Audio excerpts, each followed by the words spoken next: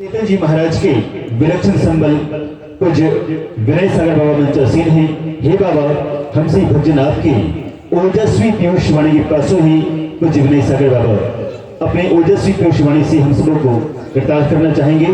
एक बार जोरदार स्वर में सदगुरु महाराज की जय बोलकर अपने अपने अंतःकरण को हम सभी पवित्र कर लें। श्री सदगुरु महाराज की जय। श्री सद्गुरु महाराज की जय। श्री सद्गुरु महाराज की जय। मंगल मूर्ति सद्गुरु मिलवे सर्वाधार।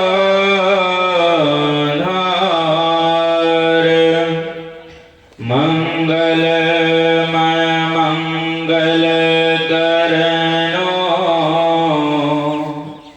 बिन बारंबार।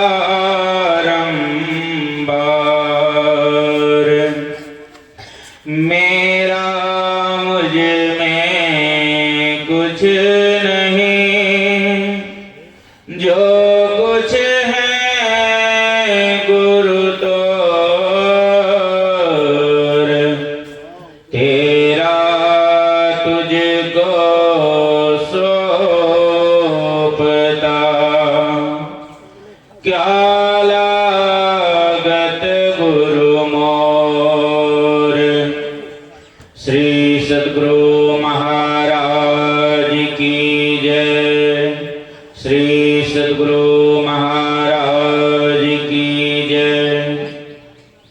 ब्रह्मलीन गुरुदेव के चरणों में इस दास का कोटि कोटि नमन।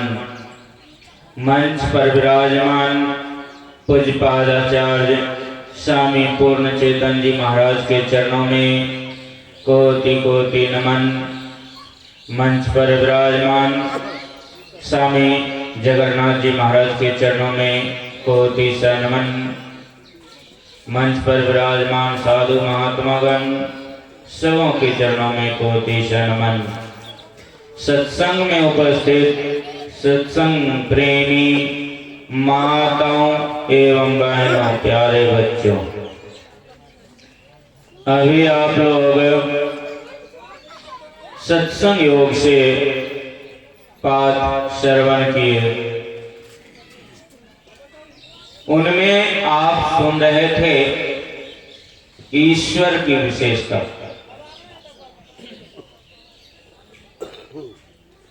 गुरु नानक देव जी महाराज के बाणी भी आप श्रवण किए।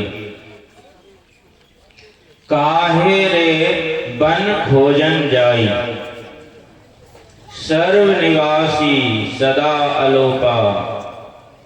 कहते हैं काहे रे बन खोजन जाई।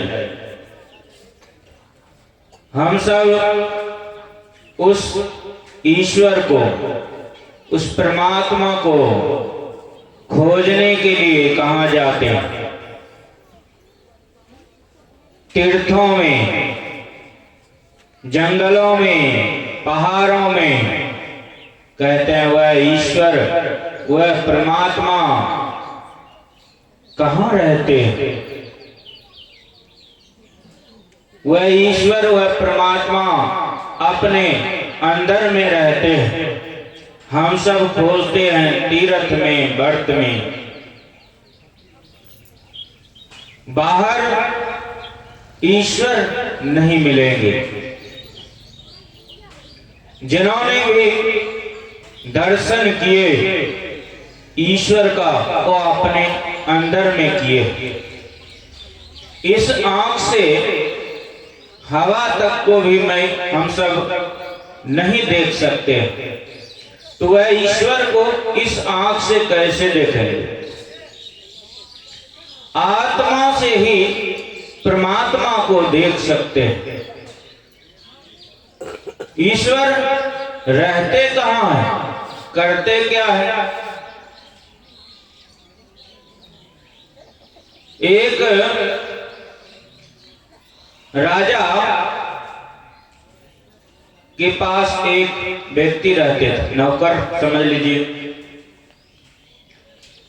उनके पास रहते थे और उनको कह दिए, अगर सही सही जवाब नहीं दोगे, संसार से जितने भी देवी देवताओं का मूर्ति हैं सभी मंदिर से हटवा दूंगा। उनका कहना था, ईश्वर रहते कहाँ हैं, करते क्या हैं? वह अपने घर जाते। बहुत दुखी उनके एक पुत्री थी। पूछते हैं, पिताजी क्या हुआ? कहते हैं, राजा का कहना है कि ईश्वर रहते कहाँ हैं और करते क्या है? वह पुत्री उनके मुस्कुराए और कहते हैं, ये छोटा सा बात, ये तो मैं भी जवाब दे सकता हूं। कल सुबह राज दरबार हमें ले जाइएगा। वहां पहुंचते हैं, राजा अपने सिंहासन पर बैठे हैं और ये जाते हैं यहाँ और कहते हैं, ये छोटी सी बात तो मेरी पुत्री भी जवाब दे सकते। कहते हैं, ठीक है। उनकी पुत्री खड़ी है, राजा सिंहासन पर बैठे। राजा कहते हैं, ठीक है, बताओ ईश्वर कहाँ रहते हैं? वह बच्चा कहते हैं, महाराज मैं बच्चा हूं और यहां पर आए आपने कुछ पूछे नहीं, कुछ खिलाए पिलाए नहीं और कहते हैं जवाब दो। फिर राजा कहते हैं, क्या खाओगे, क्या पियोगे? कहते हैं, महाराज बच्चे को तो दूध ज्यादा पसंद है, एक गिलास दूध ला दीजिए। एक गिलास दूध लाकर दे दिए बच्चे के हाथ में। बच्चा क्या करते हैं, दूध में आंगली घुमा रहे हैं। राजा पूछते हैं, दूध में क्या खोज रहे हो? बच्चा कहते हैं, महाराज मैं दूध में घी खोज रहा हूं। राजा कहते हैं, ऐसे दूध में घी नहीं मिलेगा, उनको जमाना पड़ेगा, मथना पड़ेगा, तब घी निकलेगा। बच्चा कहता है, महाराज क्या दूध में घी नहीं है? कहते हैं, दूध में घी है। वह कहते हैं, बच्चा उसी तरह जैसे दूध में घी कण कण में विराजमान है, उसी तरह परमात्मा सबके अंदर कण कण में विराजमान है, सभी जगह है, पर दिखता नहीं है। देखना चाहते हैं तो जैसे दूध को जमाना है, जमा कर मथना पड़ेगा, तब घी निकलेगा। उसी तरह परमात्मा को देखना चाहते हैं तो किसी महापुरुष से जुक्ति जानकर ध्यान करना पड़ेगा। कहते हैं, परमात्मा करते क्या है? कहते हैं, महाराज आप पूछ रहे हैं परमात्मा करते क्या है, कब से पूछे जा रहे हैं। आप ये बताइए मैं गुरु हूं कि आप गुरु हैं?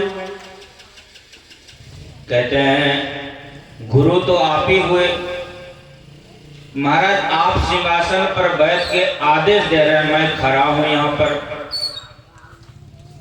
थोड़ा सिंहासन से उतरिए और हमें बैठने दीजिए। बच्चा सिंहासन पर बैठ गए, राजा नीचे, और पूछते हैं राजा अब बताओ। वह बच्चा कहते हैं महाराज ईश्वर करते क्या है? राजा को रंग बना देते हैं और रंग को राजा बना देते हैं।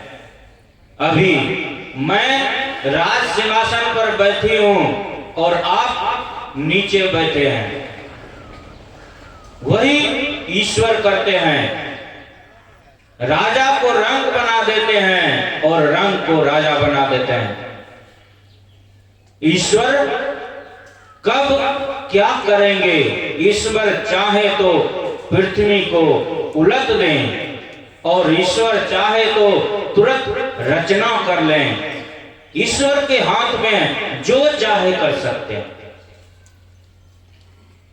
इसीलिए कहते हैं उस ईश्वर को जानना चाहते हैं तो किसी महापुरुष से युक्ति जानकर ध्यान करना पड़ेगा।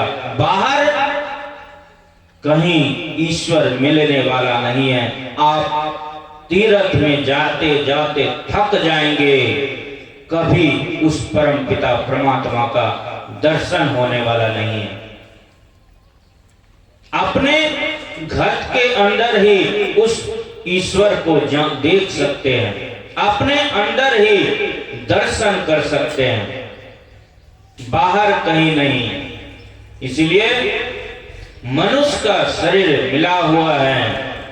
कहते हैं इसी शरीर से उस परम पिता परमात्मा को प्राप्त कर सकते हैं। और कोई शरीर ऐसा नहीं बना है जो भक्ति भजन सुमरन कर कर उस परम पिता परमात्मा को जान सकते हैं। मनुष्य शरीर ही ऐसा चाबी है जो मोक्ष का दरवाजा को खोल सकते हैं। और 84 लाख जोनियों में जितने भी जीव हैं, कोई ऐसा नहीं है जो उस ईश्वर को जान सकते हैं। आप विशेषकर कुछ बाबा से सुनेंगे, विशेष लाभ होगा। यही आप सबकी सेवा मैंने थोड़ा सा रखा। श्री सद्गुरु महाराज की जय।